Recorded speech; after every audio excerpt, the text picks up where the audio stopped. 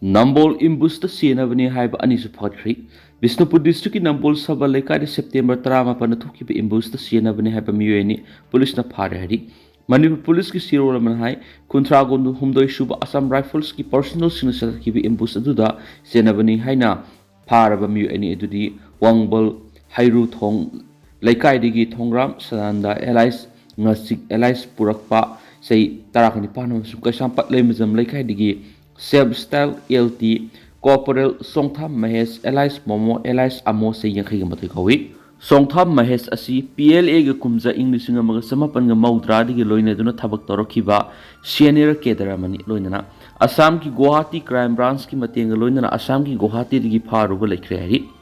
Panmayaba de Mu NESC Mamang the Mapung Wina Siena Bani Haiba Awang Lekin Tavi di Kundongmum Ojit Elias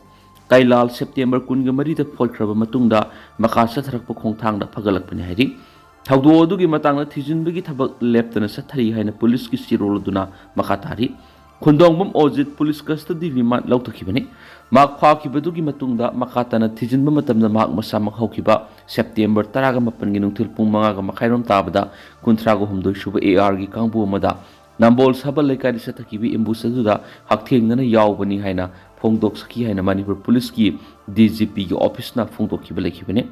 AR personal Singadu Nomai Kapsilam Lava Matunda, Ma Amasum Atay Mio Singadu, Loktak Pat Lom that Nantoki Amasum, Aron Bamaduda, Kulai Singadu, Losilam Ki Haina Fongdoki, Magna Hydora Pigi Matungina, Nomai Amasum Atay Kulai Kamano Fort Kibale Kibane.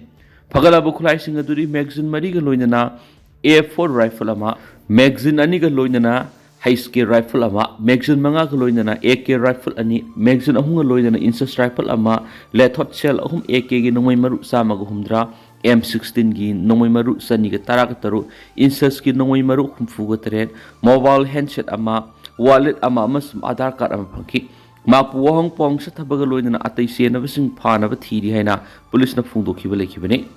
Siri Gaurasandray namo. Purba Saram the Quipuna Makalaminaramba, INM Moirang the Sukmatam Sanga Taupu Biramba, Siri, Mairemam Kamal Singana Tabang Sithalo Reduna, Nungsi Rabi Imunung Sagainati Amadi Marumapang Quai Punamaput Hadoklamlaga, how give September gi, Ang Taramapan English Singaniga Kungamanga, Langwan gi Kungani Panipan by Irai Numita, Guru gi Kripa degi, BS Onduna Siri Krishna, Saitena Nila Das Hype Nampangzaduna, Brindaban Prapti Oikre, Laglibo October gi Tang Ama English Singaniga Kungamanga, Meragi Mapani Pan Bihim Zakasha Numita, Srata din Tokli, Numit Asida Lakidravagi Atama Santi Gidam Ngamzaba, Hairang Lerang Kradang, Hari Sankritan Galoina Siri Gauranga, Mahaprabhugi, Saranda Kasagadauri, Upalaksya Sida, Brahman Vaishnab, Ahalaman Amadi Marup Mapang Kwai Kibingna, Batam Sana Lengbi Raktuna, Harinam Sravan, Taubiranaba Pauzenjari, Tauram Pareng Nungtilpung Taranitui Makai Sankritan Hoba, Layoi Kraba Ipa Ipung Tinabiramba, Loinabiramba, Aikoina di Sakhangza Haudraba, Mipung Kudimangna,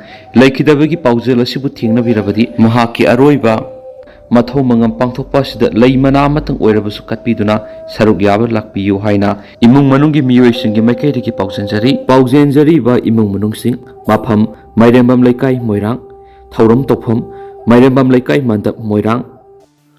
Election Naksilakpadagi Bihar Sel gi Isau Tukli, Lengak Pai Rivasing the board Pangnaba Miam gi tax money lan Sizinarabra.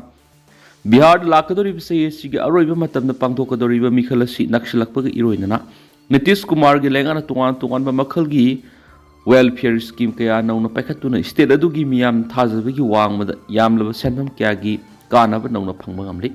Mikal Mea Naksilakpa Sida, Nitis Kumar Singba NDA Gilengasina. Lakadoriba Mikalasida, my partner Bigidama, voters in Gipun, Sumatnaba, Tuan book welfare scheme Capecatuna, Miam the Congat Kiviam, the takes money duna, Niam Lan Shiznarabra Haina, Lebak Miam Hangrakli. Salivasa Sigi Meta the Hoduna, Nasi Power Bihar State Langan Tuan Anobu welfare scheme Kianona Leplatana, Lautokli, Makoi Singadugi Manum Yum Amanata Magi unit, Samaga Kungamanga, electricity lamp Sisna Biari, Amasum.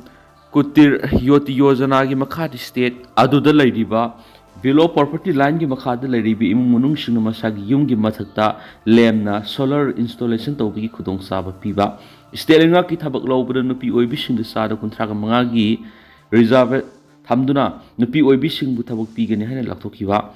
Social Security Pension ki senfam hana lupa samni oirambadu lupa lising amaga samada nauna hengkatkiba Bihar Youth Commission semba masagi sei taraga nipan ki kunga nipan phawbagi manungda leiba inkhalakliba intern tawriba mahirosingna thada lupa lising mari dagi lupa lising taruk phawba pigani hana laktokhiba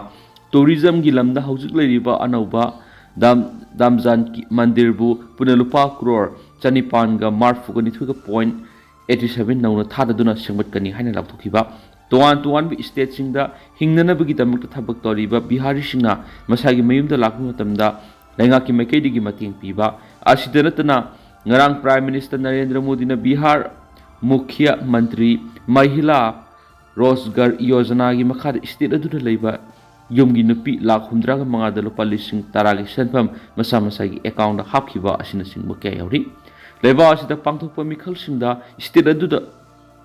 paliba lengak singa election maya nakshilakpa matamda tungan welfare scheme kya lakthokpa singba thorang kya paikhatpa asi anauba amanatre miyamna wana suja nomjaduna lengak ta kakhiba miyamgi tax money singadu lengak pairiba singna mikhalgi matamda voter singi pungni sumanabagi damakta lana sizinarabra haiba leibak miyamna ngasidi sauna hangnarakli Manipur kannana bohona rubagi mahi oina ngasi CM phamdagi resign tahondana yumda lairibani N Biren sei taraga manga gi matungna Manipur na oirakadaba phibam khanglaba midudi lamdam asigi damak thabak tawbuda hallu yaroi sei taraga manga gi matungda Manipur mangkhibi yabagi phibam leirakpadagi madubu kannana bohona rubagi mahi oina chief minister phamdagi resign tahondana yumda lairibani haina hanagi chief minister nongthomam Biren na phungtokri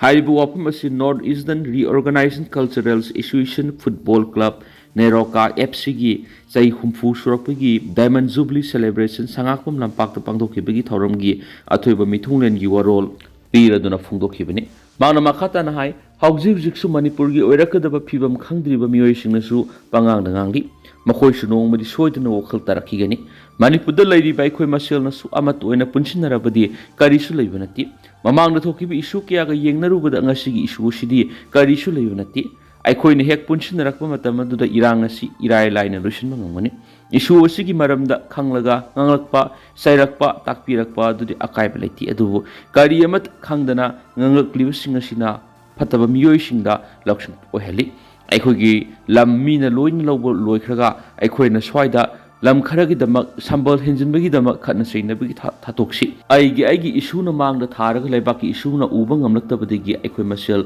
punsinaba ngamdabadigi awaba mayuknabani mako chief minister phamdagi laukthongnaba laukhiba singaduna ngasidi laukthokre nauna amuk lengak semlagi haina mang tharaga satpadu ikaibadigi leibani adubu Manipur gi irang asi khara makhaidi nem tharakli adubu matamda irang asi gi worois laklagani miyamna pamba popular government adu soidna semlaklagani mangna makhata na hai mamangi tamda su COVID-19 sahi aniga makhai loshingkhre handaksu thabak phajana hawraklaba matam tri national tournament G20 Femina Miss India Manipur puraktuna pangthoklamlabasu irang sina makhata na thabak tawbangam khidre adubu irang lairi haiduna infrastructure sengwa sagatpagi thabak tilepkhidi Prime Minister Narendra Modi na laklaga sangaram libasing adu irang lai haiduna sengwa sagatlamdrabadi sangaram roi irang asi laktngi mamang sanaroi singi khara makhaidi hotnarami highly qualified oiba club sing sahi amada crore ama pibigi scheme haudoklami thabak tawhodraba international amati national gi sanaroi sing amasum artisan sing ki scheme kaya haudoklami international level gi football ground taramathoi semgatnaba thagatpada tareti sanction tawrkhre amasum club ama hingnaba honabada sel sangi aduna permanent resource lakhanba mathaktai mi gi lamdadi asoba company na sponsor tawbibaga yamna laina hingmangami aikhoi gi lamdam asidasu asoba company kya laklamle dubu lebak thibadi irang asina mapung pha ngamkhidabni hanis phungdoki thauramadu akhanaba mithunglen oina lamlai kendra gi MLA khongwatabam ibomsa babina diagnostic managing director thangjam dabali na saryakhi amadi thauramappu oina Neroka FC ki president amadi wangkhai kendra gi MLA thangjam Arun Kumar saryakhi Tharamgi manungsana club asigi masak naiba thau pubiramba laikhidraba singi photo da laikatuna ikaikumna utpaga loinana imung manungsu asamba khudol tamduna ikaikumna utki security da khut tharakpada yengduna lairoi rims ki pediatric emergency unit ta oripokta Case poiring ngan bi kobi patient amagi apopana security sing sathaki thawai usitaba madi uniform gi collar pai duna sathaki thawang ado rims authority gi mekedi gi akan mamongda yaning daba phungdorakli rims ki media cell na thadorakpa chirola magi matungina security personnel aduna kiu gi niam ngak nu satna ba hairubada poiring ngan bi gi apopana satharaki thawai usitaba thawang aduna rims ki niam sumna pangthokliba thabakta akaiba piba kaktanatana sarangnaba environment ama mathau tawriba doctor singda nongaitaba pukhali laibak phabadigi ahenba security staff sangsinduna phiba madu control tawba ngamhaure madugi damak security singbu thagali masigumba security staff amadi medical profession da lairiba singda khut tharakpa amadi thawai usilaktaba sing rims authority na tumina laisinduna lairo hena sukphungdorakli Dimapur romdagi pusilakpa pochagi mamal imphal yorakpada atiya paknu wanglibasi maudagi imphal phawagi marakta illegal taxing lawbudagini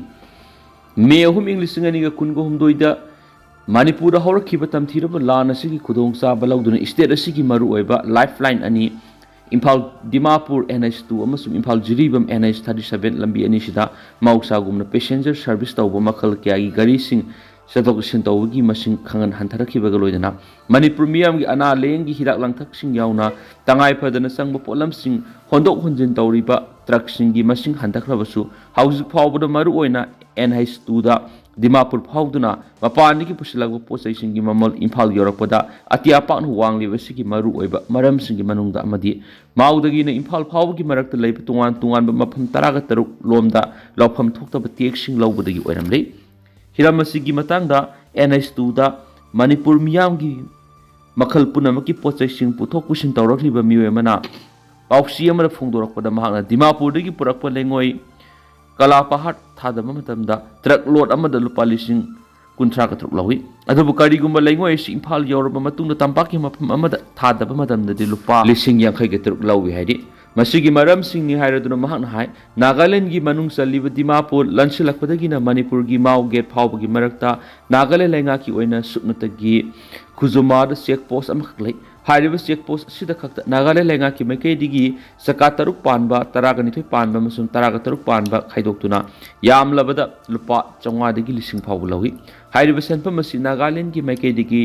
lahowrabusu mafam amakhakta da amuktang lahowbani adubu mauge lansilakpadagi na mantripukhi phawbagi manungdadi tongan tongan ba mafam 13 lupa chama chani dagi horaga lupa lising 3 lising 3 amasum nipan phawbu lawi yawi ayamba senpam sing asina NSN IM na lawuni lupa lising 3 tagi na lupa lising nipan phawgi senpam asi saka 3 panba truck sing na grocery gi item sing cement yo na singu pusilakpada truck amamam dagi lawuni lengoi purakpada na lupa lising 3 phawba lawi hairiba sing asigi mathakta la holubasina saka 3 panba gari amamam da gate pass amasum entry haiduna lupa chani amasum lupa 7 lawi la holubasina yamlaba senpam sing asi lawbu khakta natana senapati da mafam manga outpost forest amadi ti khulena singbada lupa chamadagin sani phawbu lawi hairi lengoi lot amada senapati forest na sulupa chani lawi aduga Kangpokpi district ki manung sanbadana sarpraimana yauna maphamanida lupa chani sani lawi Imphal West district lansilaktuna sakmai yauksilaklagana Kangla Tongbi amasum sakmai forest na mathangsina lupa chama amasum sani lauraga sakmai gi toll tax na lupa chama lawi Koirengai forest amasum Mantripukhi toll tax sa lupa chama lawi maram asina athopi state singdagi Manipur miyam gi tangai phadaba pulam sing pusilaktuna purakpi mamal khradama hapkatlaga miyamda phangangadabsu hariba mafam kyara taxing asi piramdaba yadabana imphal yorakpa matuna purakliba pochai sing asi gi mamal ongkhalakpani haidi hariba senpham sing asi saka 3 panwa truck singidi hired mahakna makhatan hai saka 3 panwa truck singdana sel amuk hena lawi NSN IM tuan tuan mafam sing oirabu saka 3 panwa truck amadagi lupa lising 9 ga songa dagi lising 9 phawu lawi duga get pass oina lupa 9 lawi maram sing asina maudagi na Mantripukhi phawbagi manungda leriba tuan tuan mafam sing asida lawriba tax sing asi karigumba lawbidrabadi miyamda pusilakliba pochai singi mamal amu yamna hengalakpa hengana phangalam loidabani haidi atopa pawgi likhuna man hayuda NH2 paring the potsing putok pusin toriba trucksing the NSN IMna Lauriba taxing a road tax good tax amasum go down tax hibern sing but one kaiduk tuna trucksing the gilawi Mako na lawbagi mathakta security gi check post khara dasu truck amamam dagi lupa chani dagi na sahum phawba driver sing dagi lawi hari maram asna sahi kya gi mamang dagi highway sida illegal oiba mongda truck sing dagi mapum kya da lawriba taxing asi lawhon bitana ba manipur lai ngaki me dagi akan ba miyeng sanghaning bagi apamba phungdok narakli Separate administration tan ba yaw MLA ama disqualify tawina ba governor lamai humfugo humdoi pan ba affidavit pisingkhri Manipur की legislature की power याव separate administration union territory पी गदबनी हाइदुना फोंग न union लेंगा की लुसिंग सिंग द आई सिरोल क्यारक पिसिंदुना तान बद यौरकलिबा मणिपुर legislative assembly की कुकीजौ MLA तरा की मनुंग द अमा ओइरिबा BJP की साइकोट AC की MLA पाउलेलान हाउकीपु MLA ओइबदि की disqualify तौबियो हाइबा मरम कयामरुम पिरदुना गवर्नर AK बलाद पुन लमाई हुमफुको हमदोइ पान affidavit न पिसिनख्रि हाइदि Affidavit asi thadau tribe ki mekedi gi team Michael lamja thangau kip sai kunthra gom do emasum mayang lambam Bobby mitei sai nifu goni thoi ko mi weni na bishin bani hari affidavit asi da palli ba warol singi manungda MLA asi kumja 1956 da Manipur gi ST list gi lauthok luraba any cookie tribes pu kumja English ngani ahum amu hana hapsilagla matungda mahak sumasi gi kutong sab larokhi bani Mangna Election Commission of India submit torokpa sirol singna mahak pokpigi sayesi June kun go humdoi English ngo samapan go humdraga mari na hina pali aduga maki pokphamna Chusampur district ki gangpijang khulnani hari adubu mahak ti sumatagi kumja English ngani ga kunga mathoi di ihan hana voter amu oina electoral roll da maming yakhibani matam adu mak masagi sai nifu ga taruk sure haki aduga electoral roll da maming hapsin ba sahi ani surakwa kumja English ngani kungani thu da pangthokpa tarani thu suba assembly election da merep oibani hanis pali ma khaktana tara ma ki imung munung amasu mari mata singi maming sing electoral roll da ihan hana yorak pasu kumja English ngani ga kunga mathoi kungani thoi dani hari aduga magna voter ama oirakpa matamna masagi sai nifu ga turuk sure haikhrabasu ma ki masa nupi gi sahi di nifu ga ni thu sure haiduna su palle hari punamaksu gi matakta ma Assam singbu state amagi constituency ki transfer torakpa voter su nati hairaduna mahakpu MLA oibidi disqualify to binaba tuan ba maram singsu sanglab affidavit asida mayek singna pali ado tender masum na mayam da thamjaramge haujiko ina di mayam paus matang sai lusinjarage masum khatap anau update mayam punang aminase